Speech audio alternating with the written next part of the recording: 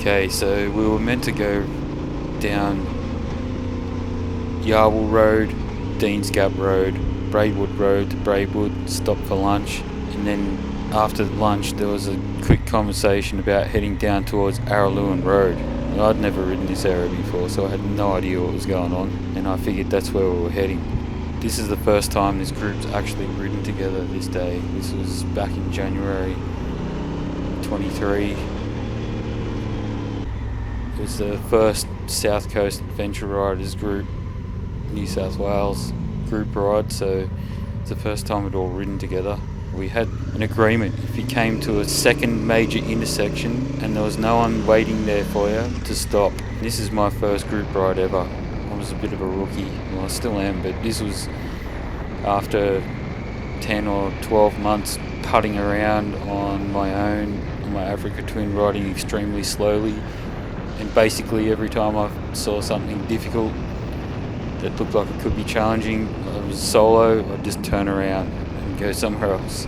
So on this ride I decided, didn't matter what came up, I'm just going to point the bike at it and ride it, and that's it. I'm like, if I get stuck or come off, I'm in a group situation, I've got help at hand, I'm just going to go for it. Things didn't quite turn out how I thought they would.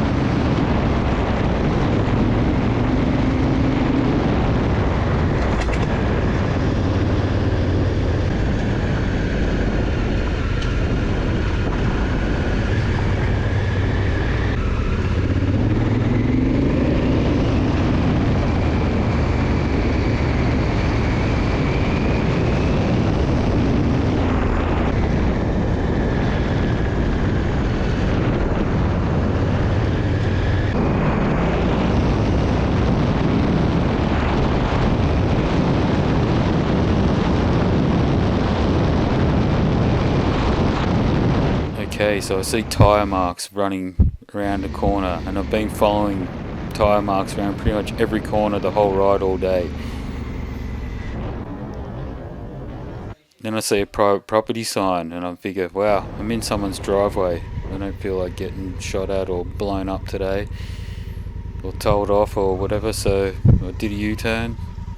Well, all the tyre marks turned right back there, but little did I know, everyone was waiting behind this building at an intersection about 30 metres down the road. There's no mobile reception here, so just like, well, I'm not going to count that as an intersection because that's someone's driveway and the road turns right, so that's not an intersection, so this is the way I need to go.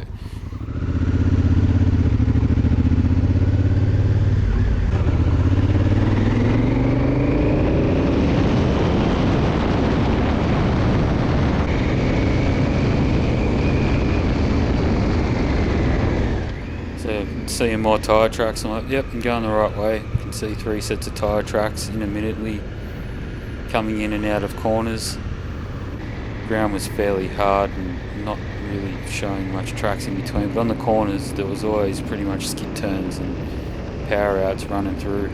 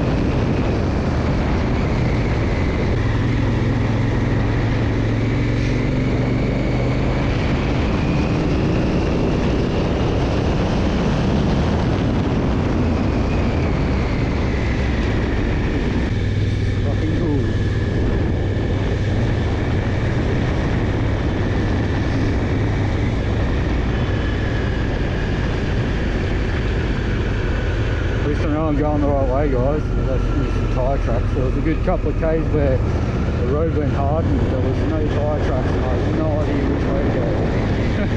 So I just kept riding. Enough petrol.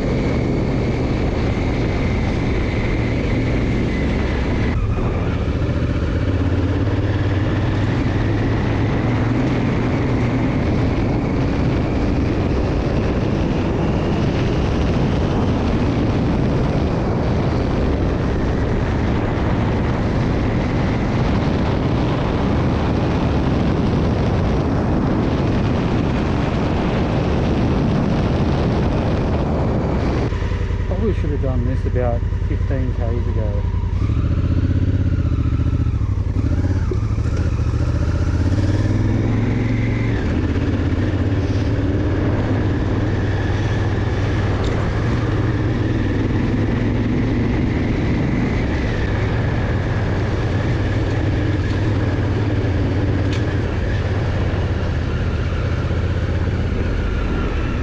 This road just followed through. So I'm like, okay, that's not really an intersection, I'm just following this road that I'm riding on right now, so I'll just keep going. I didn't count that intersection.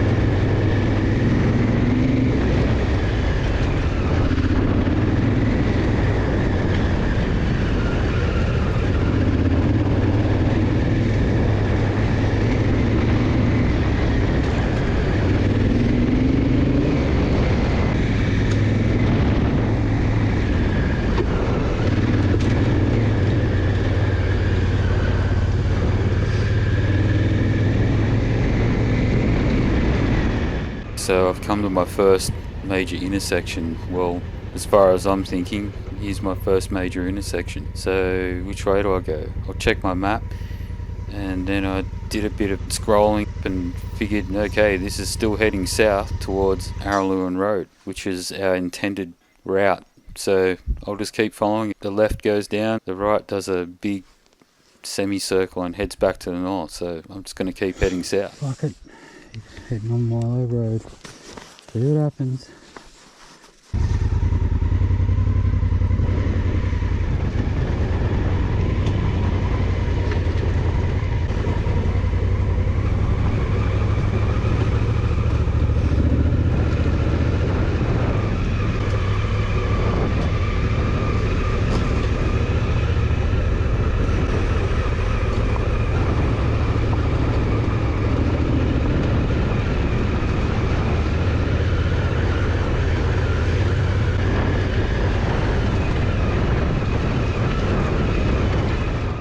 Encountered some extremely fun track and amazing looking scenery and terrain, almost semi like a rainforest in some points.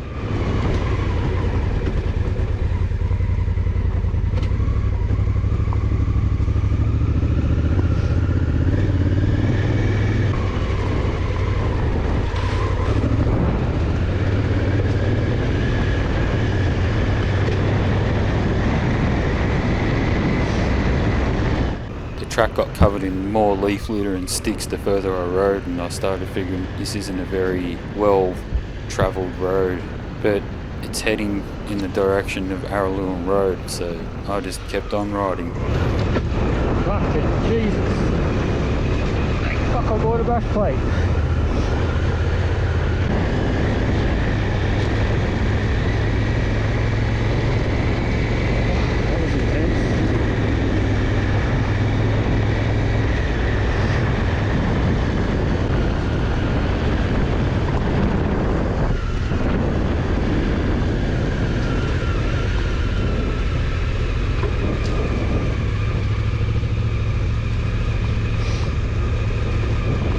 Track got even more littered with leaves and sticks and started getting really overgrown with ferns and bushes pushing in from the sides.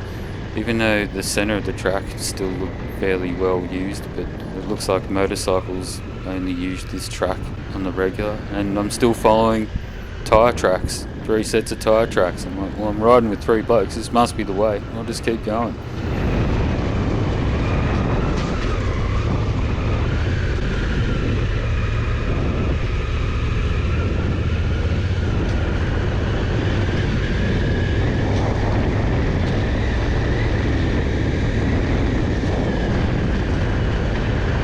Really nice rainforest section I was riding through here. It was really pretty, it was nice. It was also really hard because I couldn't see around any of the corners. There's a lot of tight corners with drops running off both sides, or the inside or the outside, and lots of really tall fern trees just sticking up everywhere on the side of the road.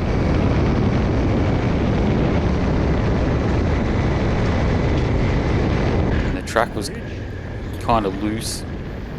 It's like red clay with rocks embedded in it, really hard packed, and lots of leaf litter and sticks. So I'd never ridden on anything like it before on my Africa Twin, and I was really sketching out a fair bit.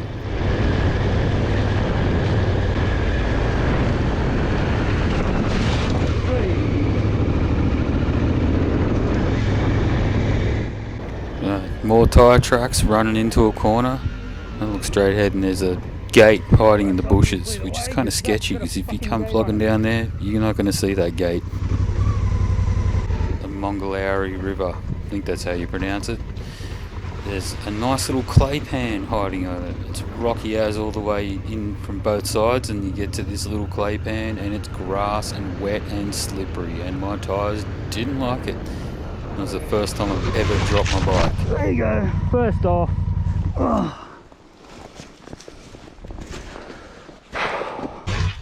I hyperextended all 4 fingers on my right hand. My forearm was on fire, I couldn't grip properly. That was a fun little experience.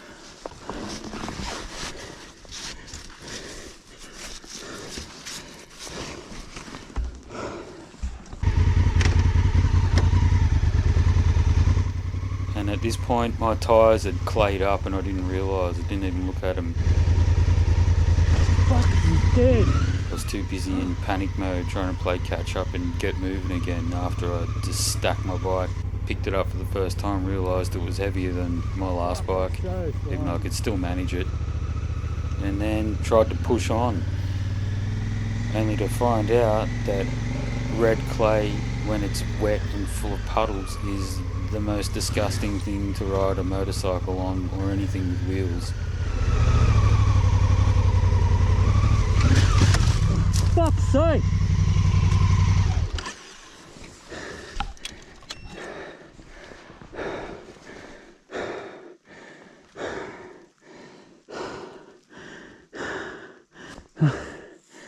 Out the other side of the clay pan, and it turns into rocky, marbled, loose hill climb central. Something I had no experience at, so I just pointed my bike at it and kept charging forward.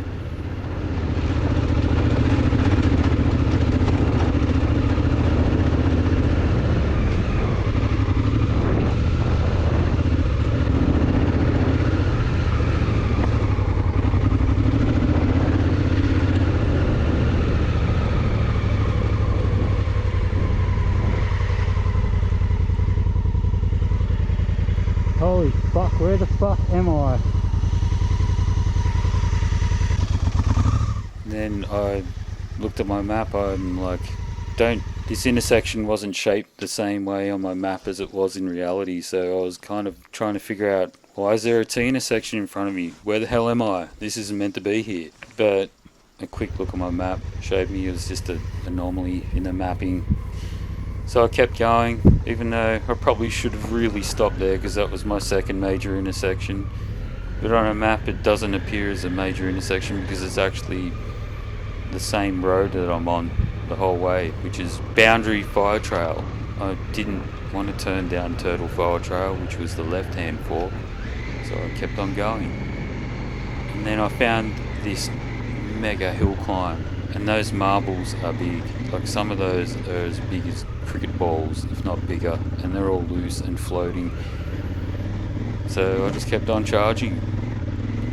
After the top of this hill climb, there was an extreme downhill with a blind crest. I stopped the camera, unfortunately, but I rolled over the blind crest and literally just couldn't stop. I came over it at walking pace, jammed my brakes on, stalled my bike, front wheel started sliding, stuck my left foot down with the back brake jammed on, and slid with both wheels locked up and my foot sliding on the ground about 50 metres down this really steep hill with a left-hand sharp corner right at the bottom of it with no runoff because there was just a 5-metre drop off the side of a mountain.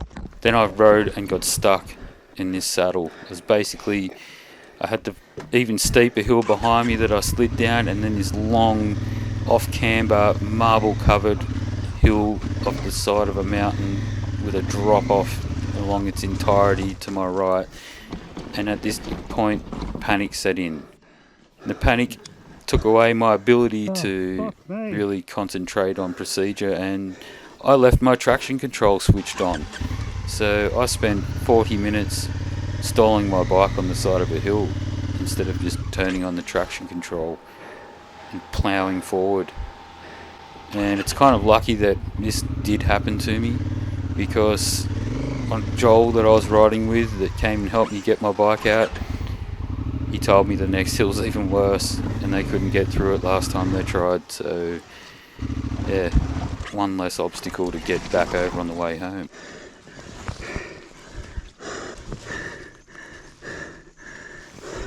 Now at this point it's about 35 degrees, there's no wind, I'm in the sun, there's no shade, I'm stuck, I can't put my side stand down because the bike's just going to slide and roll over and basically end up off the side of an embankment where it's never coming back from unless I get a four-wheel drive winch or a helicopter to retrieve it.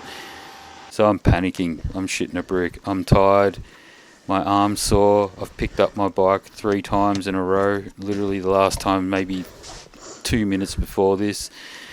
I'm hungry, I'm stinking hot, I'm sweating, I'm panicking, I'm overheating, I'm just pretty much exhausted and not thinking properly.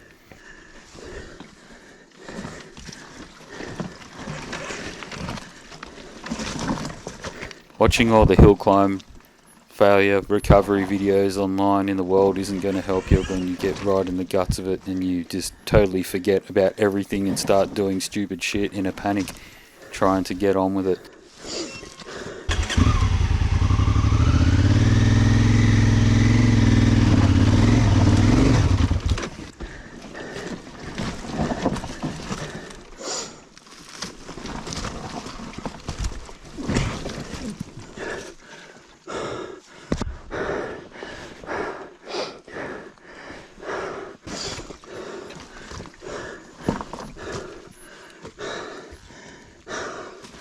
Oh.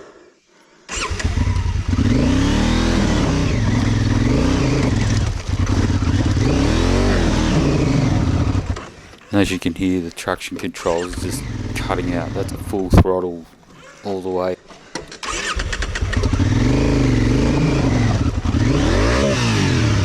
My foot slipped out from underneath me. As you can see, it's extremely slippery. Yeah, by this point, I'm done. I need a break. I need to just sit down and get some shade, drink some water. Oh shit, fucking turn around. I attempt to find some shade and then quickly realise that there's no shade anywhere around. It's like almost midday sun. There's no shade. The trees have all got no leaves on them basically from the bushfires, so there's no canopy. I'm just like, man, I need a break. Fuck it, I'm going to have another go. I tried lifting the bike, I was that cooked I couldn't even lift it after 5 goes. So I skull dragged it, give it a 180, but I got halfway through skull dragging it and I was like, man, I don't even have the energy to do this. I really have to go sit down and get some shade and drink some water.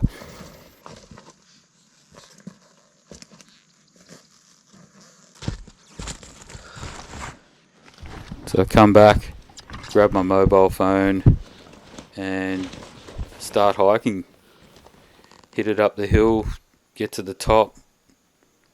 I see a 270-degree panorama of just mountains with like 50-degree sides on them, just points in every direction that I can see. And then I realise, man, I'm in a bit of shit here.